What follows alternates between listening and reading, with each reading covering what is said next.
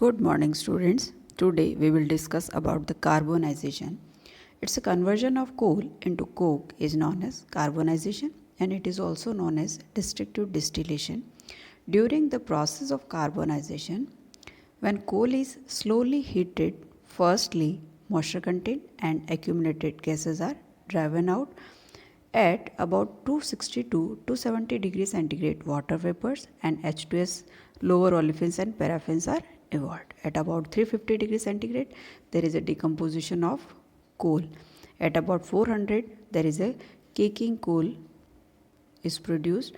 At 700 degrees centigrade, H2 gas gets liberated, and above 800, gaseous products are mainly evolved. Then, definition and its types. It's a process of thermal decomposition of coals either in the absence of air or in controlled amount of oxygen to produce a carbonaceous residue known as coke. The properties of coke produced mainly depends on the type of coal used, temperature of carbonization and the rate of carbonization depends on the temperature. The carbonization is of two types. First is low temperature carbonization and second is high temperature carbonization.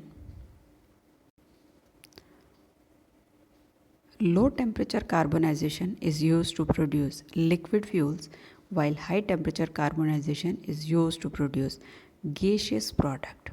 Low temperature carbonization, in this coal is heated at 450 to 750 degrees centigrade and semi coal is produced, which is also known as soft coke and car. The yield is about 75 to 80%. Then high temperature carbonization, it is done about 900 degrees centigrade. Then the yield of gaseous product is more than liquid products with the production of tar. Now if we see the difference between low temperature carbonization and high temperature carbonization, we can study this difference as a comparison of low temperature carbonization and high temperature carbonization. Points which we can discuss. First is on the basis of heating temperature. Low temperature carbonization is carried out at 500 to 700 degrees centigrade, but in case of high temperature is 900 1200 degree centigrade. Then yield of coke which is obtained, that is 75 to 80% in low temperature carbonization, but in case of high temperature carbonization yield is 65 to 75%. Third point, that is volatile matter content, 5 to 15% volatile matter evolved in low temperature carbonization, but in case of high temperature that is only 1 to 3%.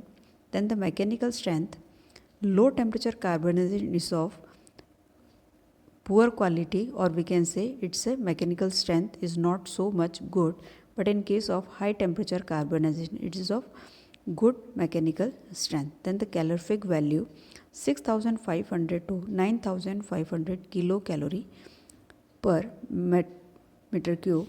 Then in case of high temperature that is only 5400 to 6000. Then quantity of byproducts which are obtained low temperature carbonization 130 to 150 meter cube per ton byproducts are evolved. Then in case of high temperature carbonization this amount is too much higher, that is 300 to 390 meter cube per ton. Then coke which is produced in case of low temperature carbonization is of soft, it means we can say hardness is not too much, that when in case of high temperature it is hard. Smoke which is produced, it is of the smokeless, then it is a smoky. Then in gas, percentage of aromatic hydrocarbon is lower, or we can say aliphatic hydrocarbon is higher, that's why it is burned with the smokeless. But in case of this, due to higher percentage of aromatic hydrocarbon and lower aliphatic hydrocarbon, it is burned with the long flame, Then the use of this coke, low temperature carbonization coke is used for the domestic purpose. Then high temperature carbonization is used for the metallurgical purpose. Then the requisites of metallurgical coke. A good coke which is produced in metallurgical process should possess the following requisites of characteristics. It is of low moisture content and low ash content. It should be porous in nature. It should be of good mechanical strength. It should be of higher calorific value, and it's low cost.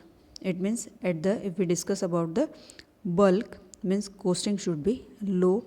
Combustibility, it burns easily. Then size of the metallurgical coke should be uniform. Then the manufacturing of metallurgical coke. Coke used for metallurgical purpose can be prepared by the two methods. First is beehive oven method and second is Otto Hoffmann byproduct method. First we will discuss about the beehive coke oven. It is the earliest and most economical method to manufacture metallurgical coke. If you see the construction, beehive is a dome shaped.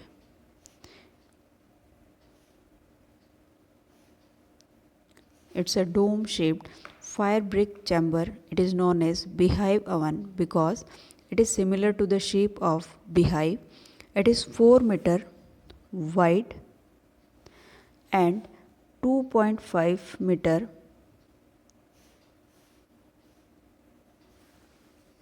height.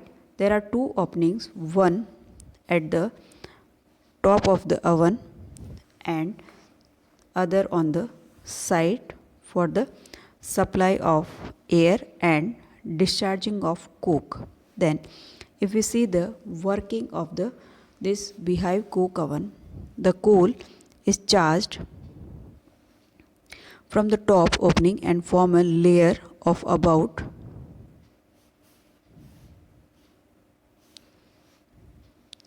0.6 meter. It's a 0.6 meter to 0.75 meter thick. From the side opening, some air is supplied and the coal is ignited. Carbonization proceeds from the top to bottom and complete in 3 to 4 days. Heat is supplied by the burning of volatile matter, hence no byproducts are recovered. The hard metallurgical coke formed is quenched with water and taken out from the discharge side opening. The yield of coke is 60 to 80%. The process can be made economic by operating series of oven in such a way that the hot oven gases escaping to the atmosphere are utilized to ignite the charge in adjacent oven in the series. What's the limitation of this beehive coke oven? There is no recovery of byproduct. The yield of coke is lower due to partial combustion. The exhaust gases cause pollution. Operational flexibility is not there in beehive method. Then beehive ovens are still in use in spite of demerits because it is economical process. अगर अपन इस Otto Hoffmann by product coke oven की construction देखें तो इसमें देखिए आप, इसमें बहुत सारे सिलिका चैम्बर्स जो हैं वो साइड बाय साइड खड़े हैं. मीन्स हर एक सिलिका चैम्बर को अगर अपन देखते हैं तो हर एक सिलिका चैम्बर जो है वो 10 से 12 मीटर लंबा है. देन 3 to 4 मीटर इसकी हाइट है. देन फिर अपन बात करते हैं कि इसकी जो विड्थ है वो कितनी है, 10.4 से 0.5 मीटर तक की इसकी विड्थ है. फिर अपन बात करते हैं कि ये जो silica chamber side by side erected है, इसमें 3 ओपनिंग है. One for the charging, means अपन बात करते हैं जहाँ से अपन उसको कोल को फिल करते हैं. जो सबसे टॉप के ऊपर होती है वो है चार्जिंग. सेकंड जो अपन बात करते हैं वो यहाँ पे है गैस टेक ऑफ. जो गैस निकल रही है उस गैस को यहाँ पे अपन कलेक्ट करते हैं. उस गैस टेक ऑफ का एक डिस्चार्जिंग है और हर सिलिका चैम्बर के एंड के ऊपर एक और डिस्चार्जिंग है, जिससे जो कास्ट आयरन होता है उस कास्ट आयरन से कवर्ड एक डिस्चार्जिंग डोर होता है। जब वो कंप्लीट हो जाता है तब इसको अपन यहाँ से फिर उसको बाहर ले लेते हैं उसको। देन फिर अपन बात करते हैं, जो आपको ये डायग्राम दिख रहा है, इस डायग्राम के अंदर भी आप देख सकते हैं, देखिए कितने सारे सिलिका चैम्बर जो है वो साइड बाय साइड इरेक्टेड है, और हर एक जो सिलिका चैम्बर होता है वो कितना कोल फिल कर सकता है, वो है 16 से लेकर 24 टन तक कोल इसके अंदर फिल हो जाता है। फिर अपन को इसकी समझनी है कि वर्किंग कैसे ये वर्क करता है। देखिए सबसे पहले इसके अंदर जो फाइनल क्रश्ड कोल होता है उसको अंदर फिल कर दिया जाता है। फिल करने के बाद में जो कंप्लीट इसकी एयर सप्लाई उसको एक तरह से कह सकते हैं कट ऑफ कर दिया जाता है। फिर with the help of air and producer gas it is ignited at 1200 degree centigrade. अब देखिए यहाँ पे जब अपन 1200 डिग्री सेंटीग्रेड तक अपन इसको इग्नाइट करते हैं, और हर एक सिलिका चैम्बर के बीच में जब उसमें स्पेस है तो जो हीटिंग है वो हीटिंग जो होती है वो हमेशा दोनों तरफ से होती है। Means heating is done from both the side, दोनों साइड से इसके अंदर हीटिंग हो रही है। और ये जो गैस टेक ऑफ हो रही है, या फिर कह सकते हैं जो फ्लू गैस, जो वेस्ट गैसेज जो निकल रही है, जिसका टेम्परेचर भी बहुत ज़्यादा है, तो उस कंडीशन में जो इसकी जो हीट है, जो फ्लू गैस है, जो वेस्ट गैस है, उस फ्लू गैस को अपन क्या करते हैं, ये जो चेकर ब्रिक है इस चेकर ब्रिक से उसको पास करते हैं। तो जो जितनी भी हीट होती है वो किसको दे दी जाती है, इस चेकर ब्रिक को दे दी जाती है। और इस चेकर ब्रिक का जो टेम्परेचर है वो कितना इंक्रीज़ होता है, वो 1000 डिग्री सेंटीग्रेड तक का उसका टेम्परेचर वो इंक्रीज़ हो जाता है। जब इसका टेम्परेचर 1000 डिग्री सेंटीग्रेड हो जाता है तो जो फ्लू गैस है उसका जो डायरेक्शन है उस डायरेक्शन को रिवर्स कर दिया जाता है। इट मीन्स एक बार इधर से जाएगा, और जब इसका टेम्परेचर 1000 डिग्री हो जाएगा तो गैस किधर से पास होगी, सेकंड वाला जो चेकर ब्रेक है इससे पास होती है। और यही regenerative heat economy, it means we are using the heat of waste gases to preheat the checker brick. Done. Then इसके बाद में जो वेस्ट गैसेस हैं उन वेस्ट गैसेस को अपन यहाँ से बाहर निकाल देते हैं।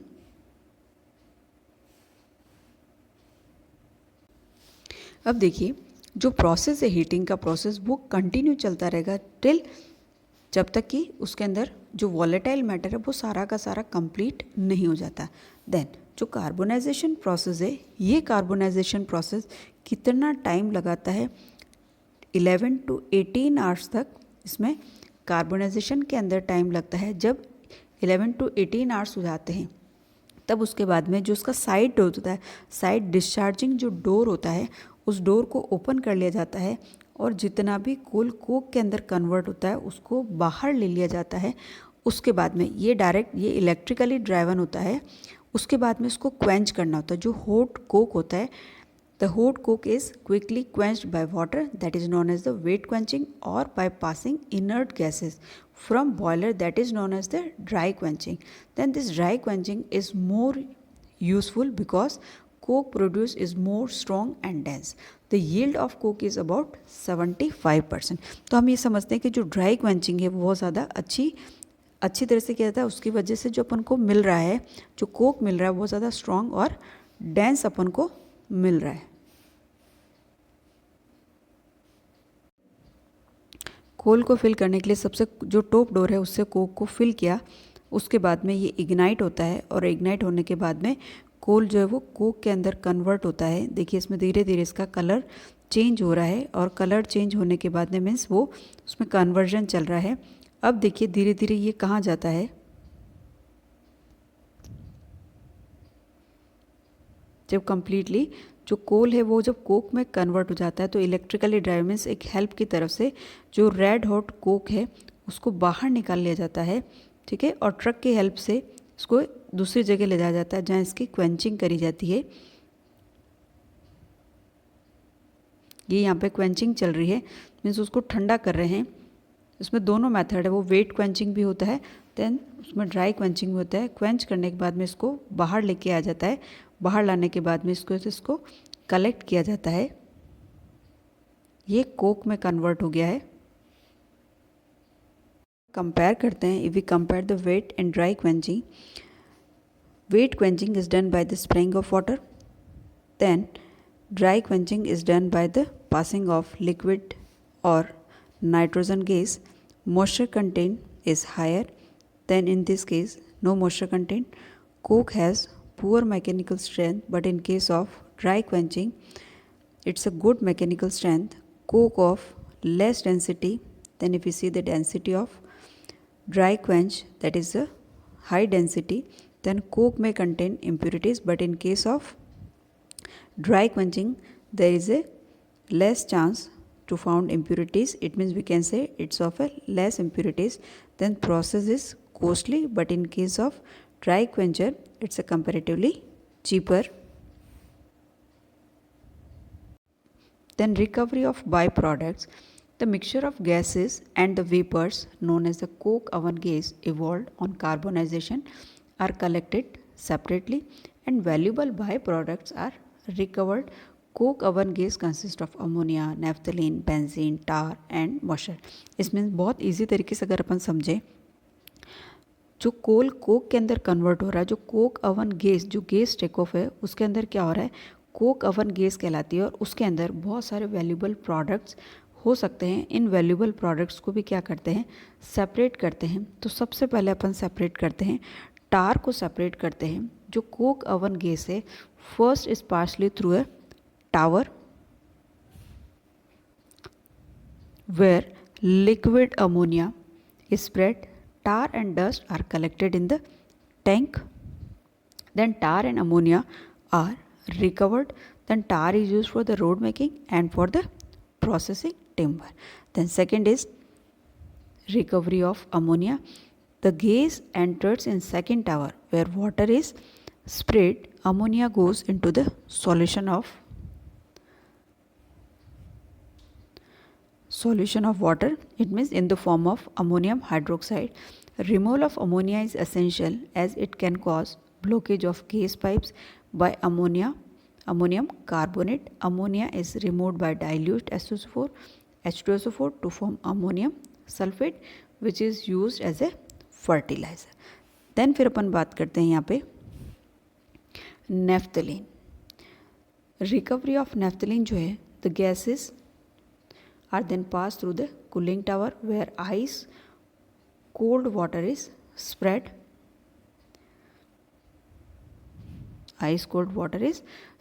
Naphthalene get condensed and recovered. Naphthalene can cause blockage or blocking of the gas pipes. Then the recovery of benzene and toluene and xylene. Benzene and its homologues can also be recovered when the gases are spread with the petroleum. These are the useful solvent and raw material for the plastic. Then recovery of H2S. The gases are then passed through the purifier packed with the moist ferric oxide Fe2O3. Here H2S is retained. H2S react with the Fe2O3 and form ferric sulfide and there is a formation of H2O.